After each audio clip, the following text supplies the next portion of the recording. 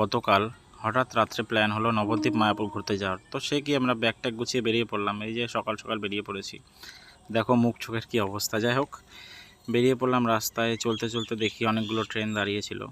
তো একটু ভাবলাম ভিডিও করে তোমাদেরকে দেখিয়ে দিই। তারপরে সাথে মাও ছিল আর ফ্যামিলির সবাই গেছিলো। বলতে বলতে পৌঁছে গেলাম মালদা টাউন স্টেশনে। স্টেশনে পৌঁছানোর পরে তারপরে একটু দাঁড়িয়ে নিয়ে এই তো সাথে আমার বাবু ছিল, ঈশান বাবু, সাথে একটু ফটো তুলে নিলাম। যাই হোক, ভিডিও করে নেওয়ার পরে এই ট্রেনটা ছাড়ার সময় হয়ে গেছে, আমরা ট্রেনে উঠে পড়লাম।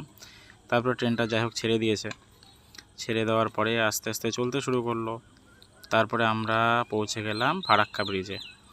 ফারাক্কা ব্রিজ থেকে ভিউটা এত সুন্দর লাগছিল বলার কথা নেই। আস্তে আস্তে ফারাক্কা ব্রিজ পার হওয়ার পর চলে এলো ফারাক্কা স্টেশন। ফারাক্কা স্টেশনে ঢুকে গেলাম। ফারাক্কা স্টেশনে গাড়িটা একটু দাঁড়ানোর পর আবার ছেড়ে দিল। ছেড়ে দেওয়ার পরে আমাদের গাড়িটা ঢুকলো জঙ্গিপুর রোড। জঙ্গিপুর রোডে দাঁড়ানোর পরে কিছুটা এগিয়ে আবার দাঁড়ালো গাড়িটা আজিমগঞ্জে। দাঁড়ানোর পরে আবার গাড়িটা এসে দাঁড়ালো বাজার সবাই। এই গরমের মধ্যে বারবার যে কেন দাঁড়াচ্ছে আর ভালো লাগছে না। যাই হোক, তারপরে আমাদের লাস্ট স্টেশন কাটুয়াতে দাঁড়ানোর পর গাড়িটা ছেড়ে দিল। ছেড়ে দেওয়ার পর আমাদের গন্তব্য স্টেশন নবদ্বীপ ধামে আমরা পৌঁছে গেলাম। এই নেমে যাব, আমরা নেমে গেলাম।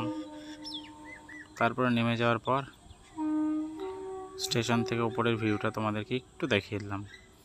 দেখিয়ে দেওয়ার পর আমরা এই তো বেরিয়ে গেলাম স্টেশন থেকে। বাইরে টিকিট কাউন্টার সব কিছুই দেখা যাচ্ছে। যাই হোক, তারপর আমরা টোটোতে উঠে পড়লাম।